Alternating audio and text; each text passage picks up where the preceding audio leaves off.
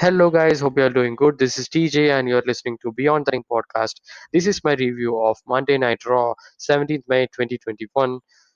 This show, you could understand what my feeling is. It's very bad, man. So let's get into the discussion. Nevertheless, uh, so that's the show. Opened with Bobby Lashley surrounded with girls celebrating his championship victory, and the show opened with MVP. He's in the ring. He's in the ring. Bobby Lashley is here, and we got a great video package of last night WrestleMania Backlash co-main event, and we got to see MVP issuing the open challenge, and McIntyre comes out, open challenge for anyone, and he actually did. MVP actually issued an open challenge to face Bobby Lashley. Uh, he was going to say for WWE Championship, but he didn't say that. McIntyre came out. His music hits, and again, I'm actually up, fed up with this man. They are they are coming to square one. Been repeating this for so many months, like Randy Orton, and they are. I'm actually not interested to see this, and there's no much so much interesting storyline that's brewing between them.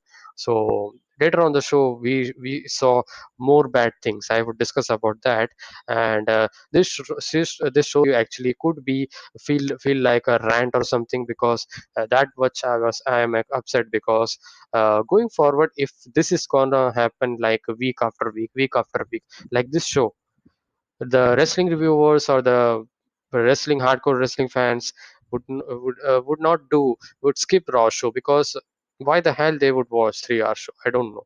So let's get into the show nevertheless. So we saw he accepting the challenge, and MVP says, I said you didn't give me a chance to say that. I accept, he said, and but I said that except you and Braun Strowman. I mean, fair. Lashley has his own thing, because his own opinion. Own complete argument, because he actually won the triple threat championship. So then we saw actually Lashley trying to hit a punch, but McIntyre ducks, and Lashley argues. I thought it's gonna be Drew versus Lashley over and over again and again in main event, because they like to show the same thing, repetitive thing, and that the fans would chew or eat.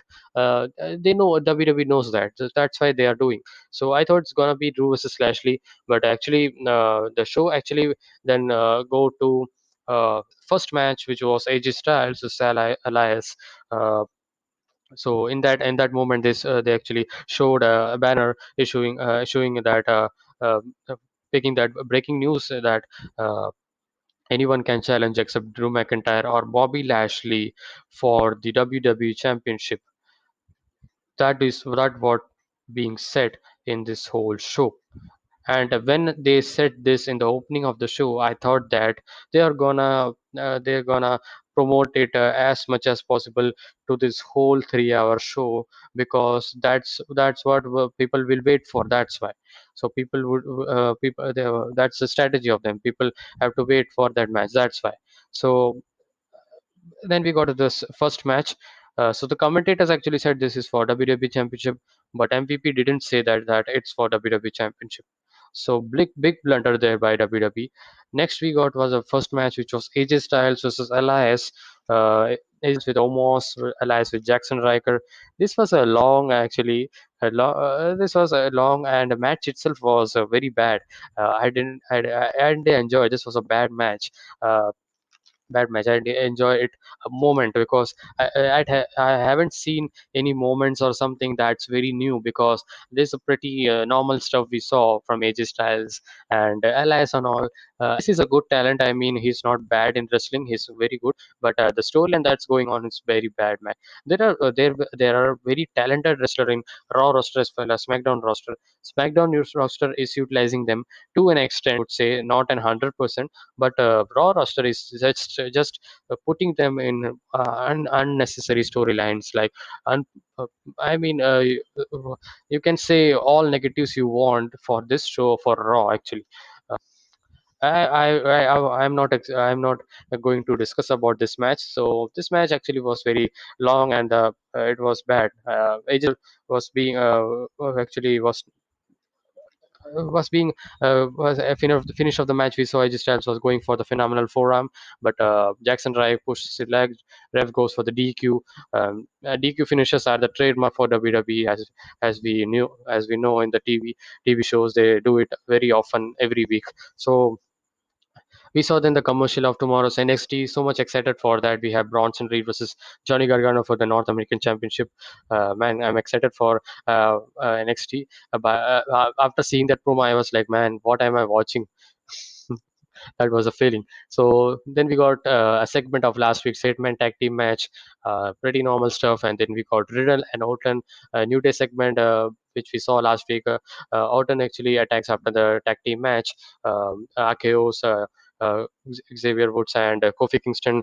Kofi Kingston and Xavier Woods are okay with Riddle, but they are not. They are not okay. So okay with Orton. And Randy Orton is not good in that in this character. Even initially I enjoyed his run with this tag team run of material, but it's so lame, man. While seeing Randy Orton in this storyline, uh, one of the worst storyline where Randy Orton is in. I mean, they should finish with this off, because if they are not going for tag team championship or something, any main storyline or something, this is not gonna go well, because maybe turn it out for next turn Randy Orton to again heel turn him, and maybe have a match with a Matt Riddle for the Hell in a Cell, and that would be a good match as well, and that would be good for WWE as well. They would put some good matches as well. We have seen their match before, so that's what I think. I'm not into this right now. Initially I was in, but not this week. Then we got Alexa Bliss Playground segment, which we had. The guest was Natalia and Tamina, and as their guest, Tamina doesn't seem to enjoy this because of your weird behavior, Alexa's weird behavior. We also got to know that in this promo that there will be a rematch between Shayna and Ajax for the championship, women's tag team championship. I mean, they defeated, and they are giving out another challenge for, and I mean, why? They have this match. The booking that they should have done here was a new challenger should have emerged, a new. I mean, you can bring some tag team from NXT as well. That would have been great for a showing as well. That would have been a great opportunity for them as well. Or maybe you can have Lana and Naomi, or Mandy Rose and Dana Brooke. Even though I don't understand what their tag team is. I actually this women's tag team division. I don't like it.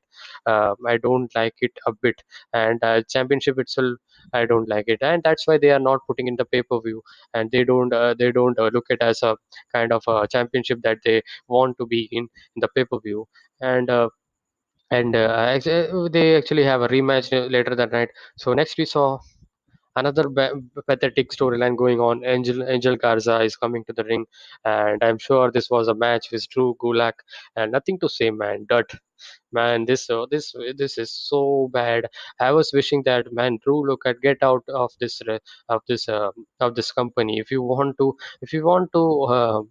prosper anywhere, you go to AW or anywhere. I'm not any picking any promotions or something, but his booking is has been awful, man. Drew Gulak is one of the he has one of the many best matches in cruiserweight division we had seen last many years, but now in this point he's so bad. This match was very bad, and the post match we got Angel Garza. Angel Garza does what he says, and he actually puts the rose onto his throat, Drew Gulak's throat. At this point, I was hoping that Gulak should leave this company instead of doing this wacky stuff.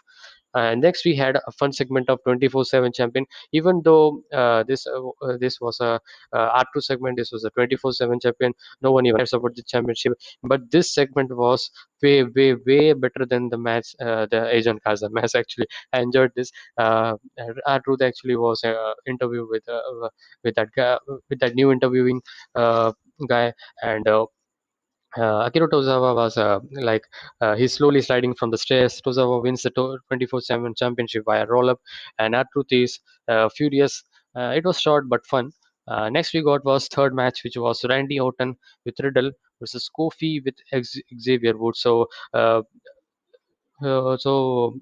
prior to this, we saw that Riddle Orton New Day segment where Kofi actually challenged Orton for the championship match because Orton is not sorry for what he did last week, that RKO and all. So Kofi actually said that he wants to challenge him.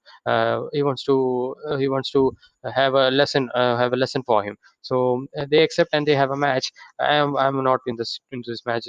Kofi Kingston, the story of this match actually was Kofi Kingston with the speed advantage actually, and some offenses on Orton, where Orton is not like that. We know that he is kind of a methodical and targeted wrestler, controlled by his power and strength. So. Stop the agility and all speed of Kofi Kingston was the main highlights in the initial of match. Kofi attacks top kick to the shoulder of Randy, and he was trying to sell the shoulder of because as we know, Randy Orton has that shoulder injury.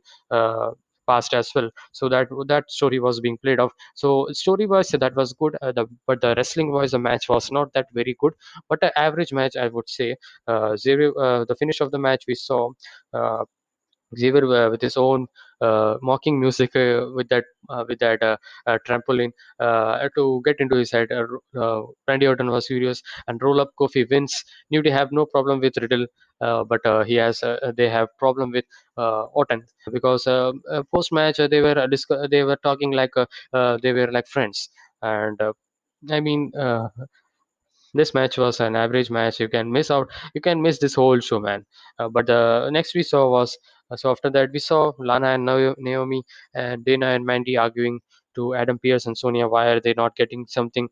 The rematch of why are they getting the rematch? Shayna and Nia Jax. That's the point I was talking about. Before any decision, Queen comes. She says you have blown all of the opportunity, and Dana says like you did last night, and that was good. All the reactions of the movements were very apt for that moment. So Sonia says to excuse her because Charlotte has private matter to speak about, and Charlotte wants a one-on-one match because she haven't been pinged. That was a fact that she says. So Sonia says, "Why don't you face Asuka tonight and let's see what we can do."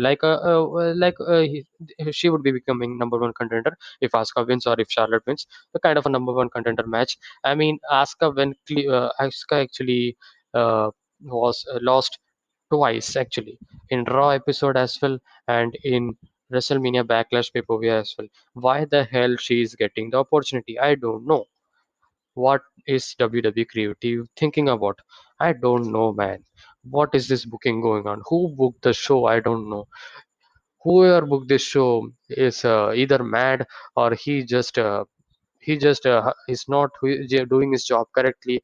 He's just booking just for the sake of just to put over 3 hour show. That was this show, man. I mean, this was some of the points that where Asuka had lost. No offense to Asuka, man. I mean, Asuka is a very good talent, but she had lost twice. She had lost the WrestleMania Backlash. It's not like the pay per view is after weeks away. This happened actually less than 24 hours ago, yesterday. How can you expect that fans don't remember this thing that Asuka was got pinned by Rhea Ripley, the Raw Women's Championship? So I didn't saw any sense. They should have given an NXT women's any opportunity. That should have been good, or or for the matter, if any other woman like Carmella or something, uh, or any talent, I would say there are many talents from the tag team as well, like Dana Brooke or something. You should give the opportunity, even though they are no big talents, but WWE is focusing on three most names right now: Charlotte, Asuka, Rhea Ripley. Charlotte, Asuka, Rhea Ripley. They are following this triangle only. They are actually trapped in this triangle, and they're doing rematch after rematch, rematch after rematch. And this is actually done with every other storyline in men's as well, in women's division as well. So Raw's booking is very pathetic, and they need to improve. If they don't improve, uh, we wrestling reviewers would be very tough to take a call to not see the show actually, because we have been saying this week after week after week, months and months, but we see the show because we are the fans of WWE, and we know that WWE can do it, but if they do it right, but they are not doing it sincerely. So if they are listening it, or if anyone, if anyone is listening, anyone agrees my opinion to that, if you are having a podcast, you could talk about it, this as well. If WWE could listen to this, because I'm not the only one. So much experienced wrestling pundits and all are saying that the Raw is pathetic. That's the same thing. This was just my opinion. I just wanted to talk about. Uh, then we got to the fourth match, which was Natalia and Tamina versus Nia Jax and Shayna Baszler for the Women's Tag Team Championship. My thoughts about this match. This match was uh, okay, but I wasn't interested to see this match. Uh, this was another rematch that we've been seeing uh, every week, like we see in SmackDown or something. But SmackDown doesn't do lots of rematches. They also do that because obviously they are also WWE. They would do it as well. So interesting part in this match that I want to talk about is Alexa Bliss, because she got onto the stage with Lily in her hand. Reginald was near the steps actually, and flame burst out of the ring post. Actually, that was the job of Lily. Actually, that was being done by Lily, I think so. That was Lily's powers that got that flame burst, and commentators were saying that that was an error or something. I mean, and and this point actually Tamina was kind of escaping from the Kirifuda clutch, locked in by Shayna Baszler, and then she got a clothesline, got the pin for Natalia, and Natalia and Tamina retains the title. And Lily was laughing, and commentators and all the women were like, who is this, who is laughing? All of them, including commentator, no, don't know who is it. A fact was, last week also we had seen this laugh, and that that we have seen women's match where Alexa actually came out. So there was a six-man tag team match. There was also that laugh as well. So I don't know why are they why are they there. So at this point, 1 hour or so, 1 hour was over, and I was like, man. And again, 1.5 or 1.15, as I want to correct. uh, Hours is left actually, because 1 hour show. This show is very bad right now. Then we got the next match, which was Sheamus versus Ricochet. So we get to see another rematch from the kickoff show actually, from WrestleMania Backlash. Going into this, I kind of was not interested to see again this match, because they would be putting same matchup who wouldn't have seen that kickoff match, because uh, people don't watch kickoff shows. So uh, even I didn't watch Kickoff Show, because I watched Kickoff Show because there was a title open challenge. So that's what made me interesting. If it was any women's tag team championships, I won't see. But kickoff matches are sometimes good as well. I won't say that kickoff matches are every kickoff matches are bad. Sometimes it's good, sometimes it's meaningful, and this was as well. And I actually liked the kickoff match as well of Sheamus versus Ricochet. Some nice show off going on, show off talent for showing off the talent for Ricochet, because he was been out for many weeks. So this match actually, I this was the match of this week of Raw, would be Sheamus vs Ricochet, and this was the only match you should see. You should see, I think, because this match was that good. Ricochet's promo before this match was very good. He has been kind of changing his character as of late, uh, like mocking Sheamus. And Sheamus is actually furious, and he has his Sheamus coat and hat. He was dancing and dabbing and all when he was coming to the stage. So nice, a nice little change for his character. Well, fun stuff, I would say. He just wants to play with Sheamus as possible, and he wears his coat and in the interview. And Sheamus face was worth a look, man. Sheamus face was worth a look, and I was like, Sheamus is so pissed, and he was so humiliated after seeing that. Obviously, man, obviously you would feel that. But the match itself was good. Ricochet's music hits, he dabs and drips into his character's fun to watch. It's really complimenting his character. I quote this because um, uh, he's one of the guy who had nothing going on the character and all.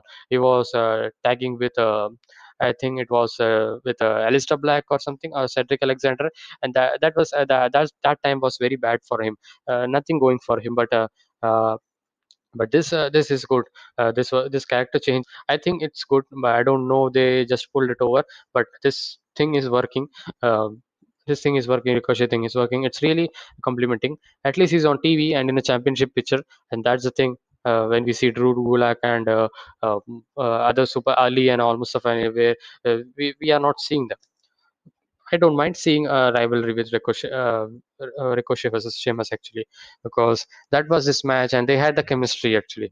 Sheamus runs to him as soon as possible because he's pissed. Ricochet takes down right onto his right down to his face. He's in the ring. Then Sheamus had the control with the strength. As we know, strength and power advantage is with Sheamus. And highlight of the match, we saw Spanish from the top rope uh, cover, but no, this was a fast-paced match, along with fifth. It was fiery. It was very. It had that drama. It had that moments where we're hoping, where we're actually rooting for, cheering for Ricochet. Actually, I was sincerely cheering for Ricochet to win that match, because in future he would get that US Championship match.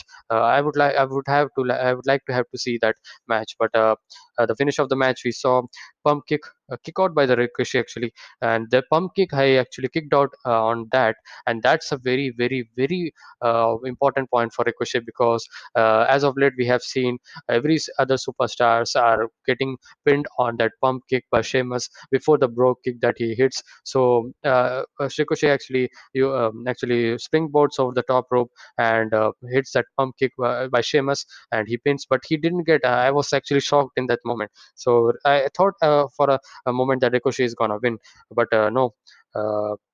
Uh, he was humiliating him. Sheamus was humiliating him by holding his jaw, and then Ricochet slaps Sheamus, and then he was unable to capitalize on Sheamus. He was picked up, and he got Brock kick, and that was done. This was a very good, fun match, and I wanted Ricochet go for the US Championship going forward next week. I like to see that storyline going forward. He gave the performance of his lifetime. Actually, we haven't seen Ricochet for a while, for a many weeks now, and this performance was very good. And this proves that Ricochet does in that ring. Ricochet hangouts with the best actually. And remember, I would say it again. This guy actually had the match with Brock Lesnar. So not all guys can say that I have the match with Brock Lesnar at this point, because uh, at this point, I mean, 5 to 10 years, we've seen Brock Lesnar is kind of a guy who comes whenever he wants and all. Uh, he's like a opportunity to see. So that was a match, and the action, drama, selling were very good in this match. And I would recommend you to watch this match. I would recommend you to watch this match. This match was very good. Their chemistry was good. Ricochet being a small guy, that was very small, because there was a drastic difference between Sheamus' height and Ricochet height. But even though their chemistry was very nice, and that underdog style was underdog position was also there for Ricochet, uh, uh, but still it didn't felt all a very good match to start the second hour. I was actually hopeful for the second hour, but after this, we will talk about it. Post match, we saw Sheamus saying he's done with Ricochet. Actually, he hopes that Ricochet got the lesson, and he has Sheamus actually says that he actually likes to win, and he has one shoulder empty. So he teased he would be accepting that open challenge of Bobby Lashley for the WWE Championship. Sheamus actually also told this for the WWE Championship, because the commentators actually told that. I mean, I don't know, this was an error or something. Uh, this was a planned or something, but I think so that it was planned. I don't think so that it was just it was just to make the fans tuned in for this pathetic show. Uh, so he was one of the first who teased for the open challenge, and next we saw Mason T-Bar also teasing, targeting the WWE champion, which I don't want to see. So next we saw sixth match, which was Charlotte versus Asuka. We have seen this match. We have seen their matches, Charlotte and Asuka's match, 1,000 times, and this was no different. I mean, there was no different in this match. Asuka being a baby face, Charlotte being a heel, more full blown heel. So at a point where we saw uh, Rhea Ripley also coming out to watch the match. I don't understand why Asuka is getting opportunity. She was pinned by the champion just after one day after the event. They cannot even act like we forgot what happened last night at WrestleMania Backlash. That's what they are thinking. Should have been Charlotte versus Rhea Ripley or something, or have Charlotte versus any NXT talent, NXT women superstars, or you could have you could have bring a debut, or not a debut. You could bring a from a tag team or something. That should have been also good showcase for a popular for a for a most popular weekly show. That would have been good. So anyway, Ripley comes to watch the match. The match itself was good, I would say. They always put good to great matches. So nothing, but the way, but the kind of what was that they have we have seen tons and tons of time this match. So it was nothing different. So nothing new in this match. Just the result was surprising actually, because going to this match, I thought Charlotte is gonna win, but Asuka won. She's the number one contender. But I don't understand why WWE cannot bury Charlotte, because even they lose her in a clean victory. But that doesn't make any doesn't make any harm for Charlotte actually, because she has been a very top tier superstar, and she has been putting on some great matches since many years. So fans will be having a reaction for Charlotte every time if she comes anywhere. So I don't know, the finish of the match we saw Asuka so Charlotte going for a figure eight, but Asuka escapes by kicking her to the back. Ripley was standing on the apron for no reason. I don't know, for distracting her or something, for getting to her. I don't know. But Rhea Ripley is actually kind of maybe afraid in her mind that Charlotte Flair, that maybe that would be the story going forward, making it a triple threat match again. I don't know, man. Or I hope not to see that again. Uh, I don't know why the hell they just don't want to uh, get that clear loss to Charlotte Flair. Having a loss doesn't mean that you get buried. I mean, think about this. If Brock Lesnar versus Ricochet, Ricochet is beaten by Brock Lesnar, does that mean he's buried? No, he's hanging out with one of the biggest superstar of WWE.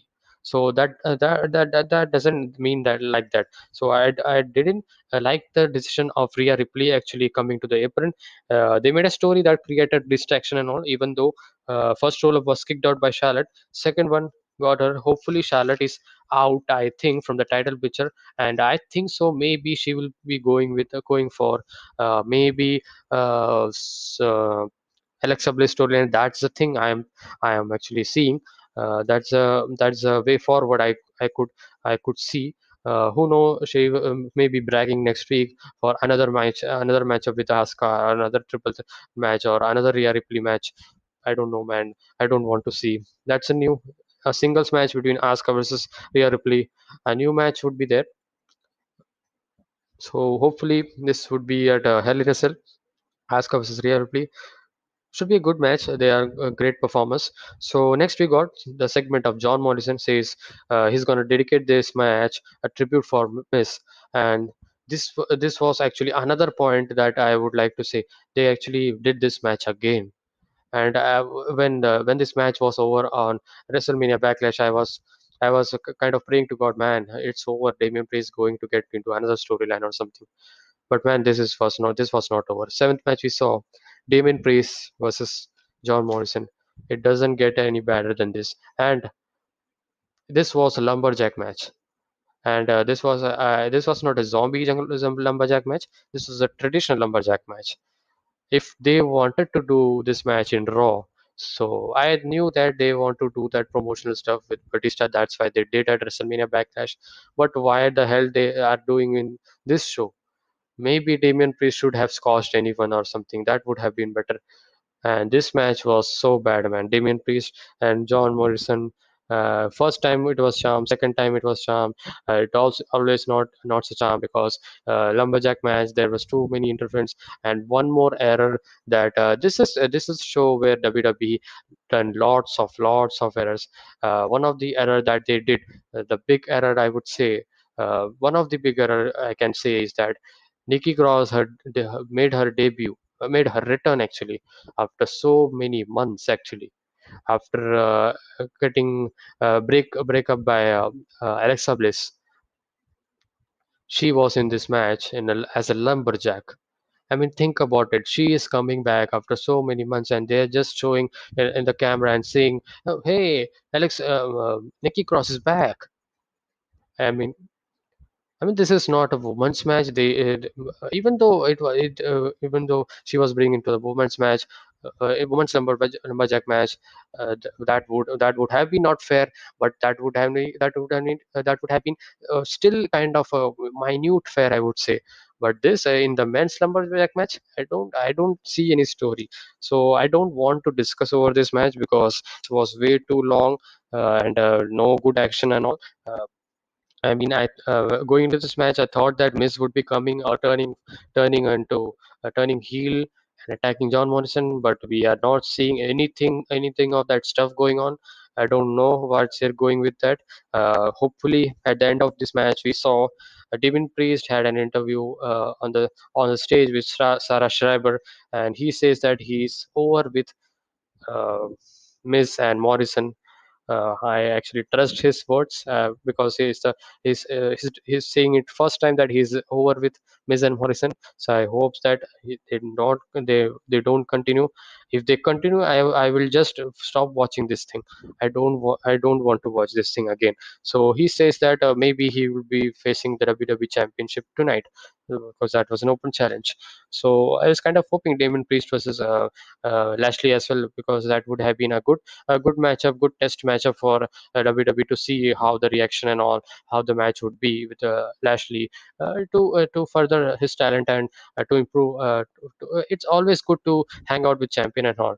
Champion for a championship or a non-title or something. So I thought Sheamus was the most I thought, and second was this. I didn't thought that a Mace or T-Bar or something would be coming, and Nikki Cross, that was bad, man.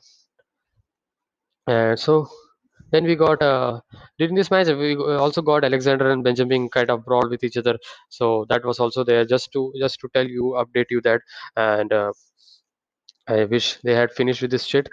So then we got to the next segment, which was an evolution segment. Eva Marie. She says she wants to be a star that other people want to look up to. That was a promo. Uh, I haven't seen her matches that much. I haven't seen the any best matches or greatest matches of her. She was not like a top tier superstar or something, but they are really putting on her vignette each and every week, twice or three times. I don't like the production. I have been this for 2 to 3 weeks that they put on segment after having an entrance of having actually if you thought about can you think about this like a superstar or tag team is coming and you're focused on that story, or you're focused on that match, that this match is going to happen. And suddenly you got uh, no link of a story, like a promo, uh, or a vignette. And that was it. When Randy Orton material came to the ring, and then we saw this segment. I mean, no, it doesn't make any sense. They are actually kind of making mockery of Randy Orton Riddle, as well as Evolution or Eva Marriage, uh, whatever. But I don't care, man. This the this production value is going on. WWE is doing this. uh, I don't think so. I mean, I want don't want to think that, because they were one of the best in production and all, laying out and all, match layouts and all, and the a complete all and all event and all. But now it's kind of not getting good. So I don't care about Evolution or Eva Marie. Let's see. Women's division of WWE Raw and SmackDown is already full of talents. You know that, and they don't know how to book. Instead, they are bringing up new talents or past superstars. I don't see any point or something. No, no. Backstage interview for Shelton, and he says he would challenge Lashley for a WWE Championship. And this one was the most I mean, most hoped of match. Kind of should have happened. That fan felt like. So even though I was not expecting this, but I actually hoped that this match should happen. This would have been a good match, Shelton versus, and the history would have played very well. Shelton versus Lash. That's a match should have been gone for that main event. Think about that. They had the history with the Hurt Business, that would have been played well. And Shelton is a good wrestler, man. He's a powerhouse. He's a technical wrestler as well. That would have been good. But what we got was very bad and surprising. Uh, Alexander comes out and he run his mouth. He says, "You are worthless." He gets that clubbing shot to the chest from Benjamin. So I guess that they are continuing with this storyline, which I don't want to see. They are broke up, and I hope that they go on their way. Then we saw earlier segment of WWE Champion, which we talked about in the opening. And man, I like Bobby Lashley's theme song very much. It's one of the my favorite uh, Roman Reigns after Roman Reigns theme. Uh, he's doing great as a WWE champion. Actually, he's doing great. Even though his booking, the opponents or the competitors who he's facing is not good, but the open challenge, it was accepted by none other than, drum roll, it's Kofi Kingston. Not much interested, man, when I going there. I mean, it was surprising as well. I mean, I actually thought that this would be a squash, but this was before the match began. We actually had stated that I didn't say that this would be a WWE Championship match. I only said that you would be challenging the WWE Champion. I won't. We didn't say that. But he didn't actually say the WWE Championship word as well. Said that you would be getting an opportunity to challenge Bobby Lashley. A fact of the matter is, actually I actually saw this. I seen this segment again, full entirety, and MVP and Lashley didn't say about this. This was total blunder of the commentators, or the one of the tricks of Vince McMahon, that just to hook the viewers to the whole show. Even though anything, but this was very bad, man. This shouldn't have been done like that. They are expecting that fans would watch anything, they would eat anything that they give, they would chew anything. I mean, there's a point. There's a point and all, because after some limit, we should not be able to digest that. I mean, that's the point they are getting into.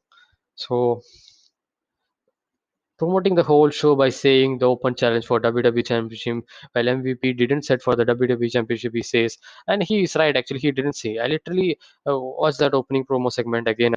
The show just to fool us. They false advertise the match, one of the many tricks of Vince McMahon.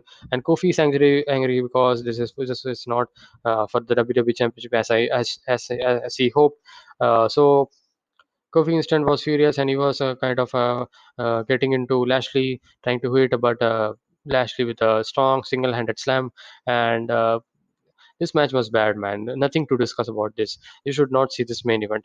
They didn't have that chemistry. They didn't have, even though Kofi was a babyface, but this was out of nowhere because we didn't have that feeling that Kofi would be. Kofi is not a believable champion. If he saw he actually get that booking in that time because Ali was injured, and people actually thought about Kofi should uh, get that opportunity as well, because that whole culture and all that whole color thing, racism and all was playing out. So that's what they capitalized on, and it was with Daniel Bryan, and Daniel Bryan is not a big guy like Lashley.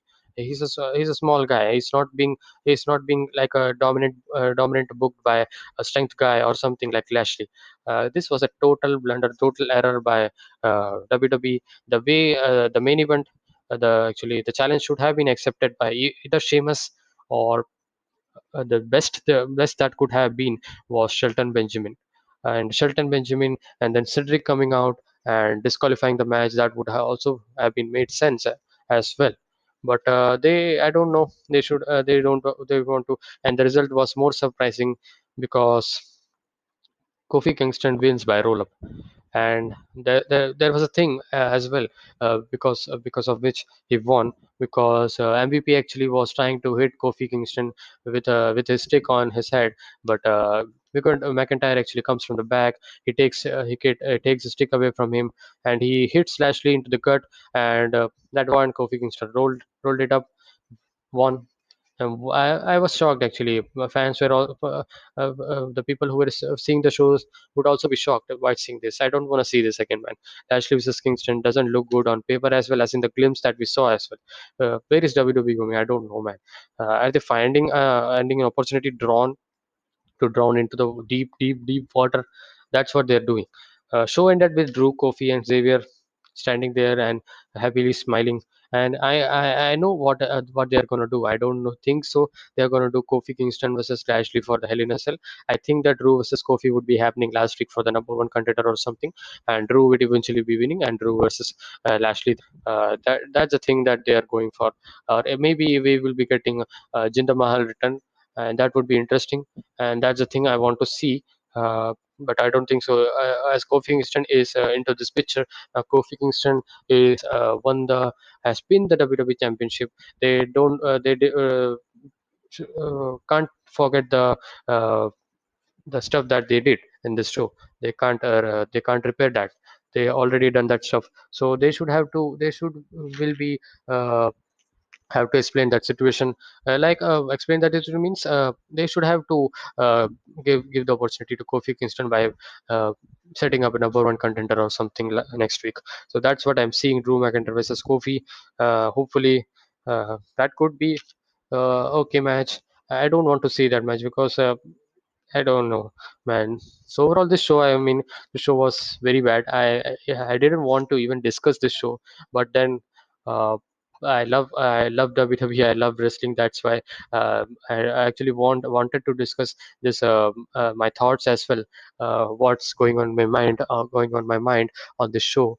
And actually, you if you want to see this show badly, you can watch that Sheamus versus Ricochet for the for the non-title opportunity US Championship. That was very good. That was the only good thing that this show had. Rest was all WrestleMania Backlash rematches, repetitive booking, repetitive matches, no storyline progression for any championship, and but just see this match between Sheamus and Ricochet. That was a very good performance. Ricochet. Uh, Leave the show with the highlights or read the results or something. It was that bad, considering it was a Raw after the pay-per-view. WWE urgently needs to fix the booking errors, that mistakes that they are doing. They made a big mistake this week. As all people like us who reviews watching wrestling shows would not watch Raw going forward. Because I would watch a cartoon rather than spending 3 hours of 3 hours my valuable time. Yeah, I mean, at least SmackDown is good. It's one of their main show that they're doing well, and they are actually pushing new talents as well. Yeah, Even though Roman Reigns is the god of SmackDown and god of wrestling, he's been booked very strongly, but he's giving opportunity, man, and that's very good. And I don't know, man. This I don't know what to say about Raw.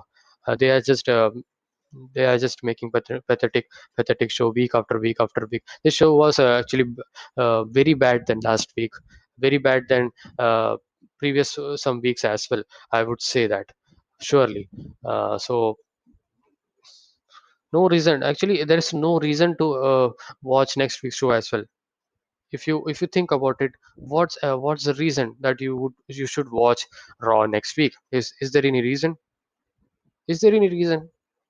Think about 2015, 2016 when that Roman Reigns storyline was going on. Even though fans were bored of uh, uh, cheering for Roman Reigns and all because he was fans were not accepting him as a babyface, but they were progressing that storyline. Even though that was a kind of uh, a small progression, but they were doing. There's no interesting stuff that's going on Monday Night Raw, and this is one of the history's baddest show that we can put on in the history of Raw. I would say that.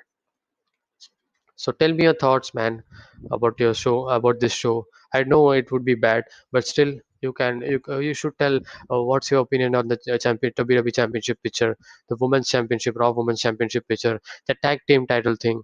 What are they doing? AJ Styles and Nomos just facing Xavier Woods singles match, and they are not getting any challengers since 1 month.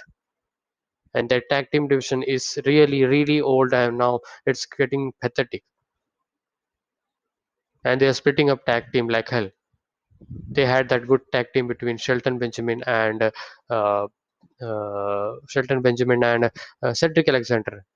We're doing good stuff. Oh, they break it up, okay, but they would have given that uh, end of the story kind of match. They didn't. They didn't put that. They didn't continue that with the Hurt Business and all that family thing. They should have done that.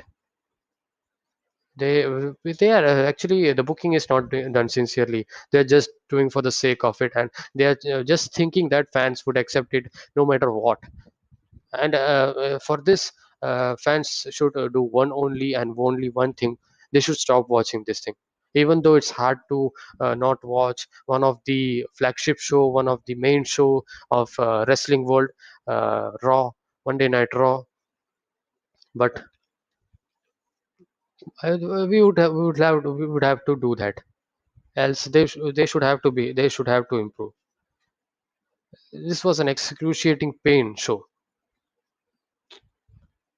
man. I'm very sad to see this kind of thing with WWE going on. What are they thinking? I don't know. That's it, guys. Like, share, and subscribe. Do all that good stuff. uh, it doesn't get bad than this, I suppose, or maybe we'll see next week if that gets bad than this week. I'll see you guys hopefully tomorrow with NXT review. Hopefully it would be a very good show because we have Karrion Cross and Finn Balor face off, and we have a steel cage match between Bronson Reed and Johnny Gargano. So that would be a good match. And actually, we have the Karrion Cross and Finn Balor next week. So next week it's actually before actually the go home for AEW Dynamite as well, I think. Let me see.